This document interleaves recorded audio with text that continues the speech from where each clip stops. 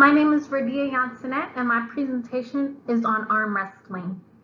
For arm wrestling, I'm talking about recreational arm wrestling, not so much of the sport, but what you can do with your friends or family around the house. So I'm not going to get into all the technicalities of the sport.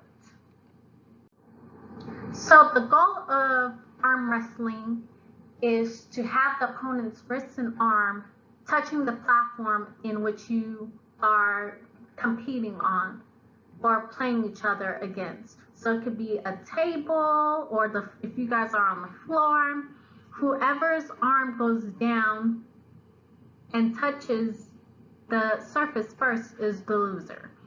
So the main thing you cannot do is use your other arm to help you. That's considered cheating, and if you win, you're basically considered the stronger person. So the motions of arm wrestling include internal rotation, like in the images to the right. That's depicted internal rotation, but this is internal rotation lying down. In terms of gravity, it's gravity eliminated when you are seated doing internal rotation, because in arm wrestling you can be seated to play and compete with your opponent. And for pronation is the other motion of arm wrestling. This is gravity eliminated, and pronation is when the radius moves on the ulna, and supination is the opposite action of it. And then lastly, wrist and finger flexion and thumb opposition. This is the other main motion of arm wrestling, and this, in terms of gravity, this is gravity dependent.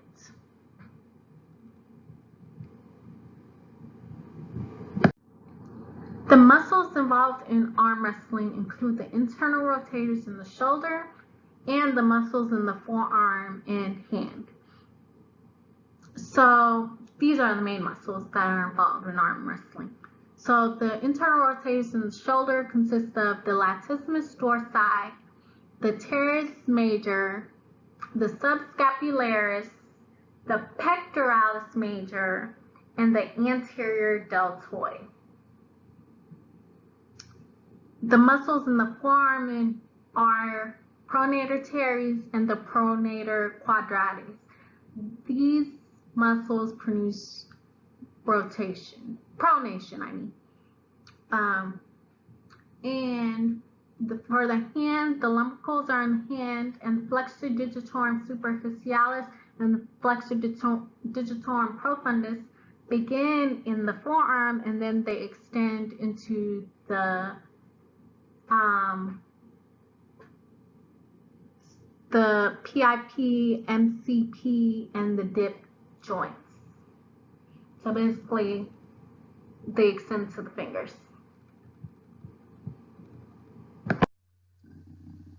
So the types of contractions that occur during arm wrestling are concentric and eccentric contraction. Concentric contraction is when the muscle shortens, and an eccentric contraction is when the muscle lengthens.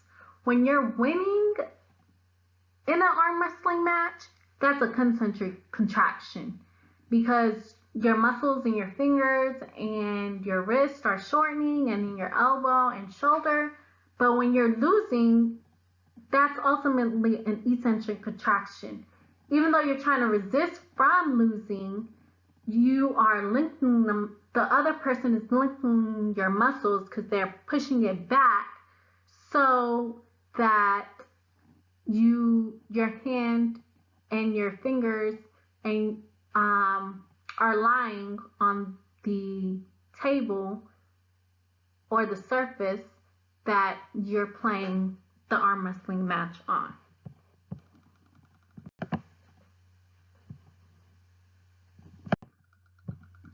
This is an example of someone winning an arm wrestling match. It looks like they're about to win. The guy whose mouth is open, and then you can see that the other hand is doing an eccentric contraction because it's the guy whose mouth is open is pushing down against their wrist and hand. Okay, so yes, there are force couples being used. And basically a force couple is when two or more forces act in different directions, resulting in a turning effect. And the main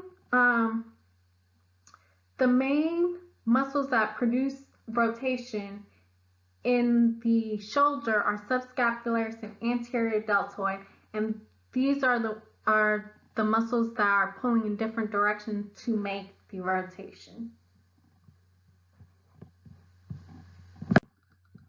Okay, so I researched some exercises you can do to strengthen and lengthen these muscles. To help you win a match, you will need to strengthen these. And then if you just want to lengthen your muscles, then you can do that. But ultimately, you don't want to lengthen your muscles in an arm wrestling match. So the first exercise is going to be wrist curls. And to do a wrist curl, you get a dumbbell and you lie your arm against your thigh and you just flex your wrist towards your chest in the same direction. You don't have to actually pull your arm up to your chest, but you lie it on your thigh and then do a wrist curl. And then the picture on the images on the left are the starting positions and ending positions for a reverse wrist curl. And a reverse wrist curl would actually be lengthening these same muscles that are the opposite of a regular wrist curl, which strengthen the forearm and hand. Okay, exercises to strengthen or lengthen internal rotators are basically starting with hands pointed toward the ceiling and raising your arms until your triceps are parallel to the ground and your elbows will be pointed out as well.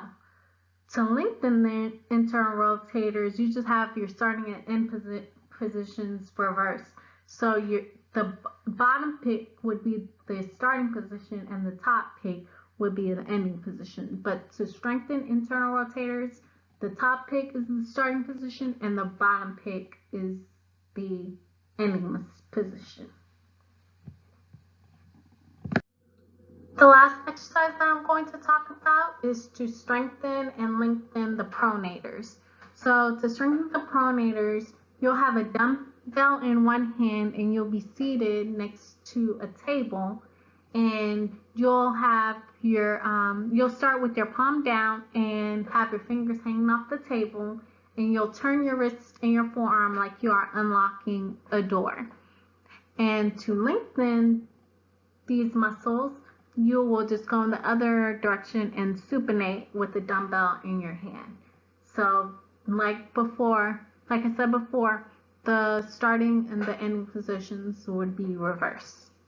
And so just practice the strengthening exercises to win a arm wrestling match, so you can say that you're ultimately stronger. The end.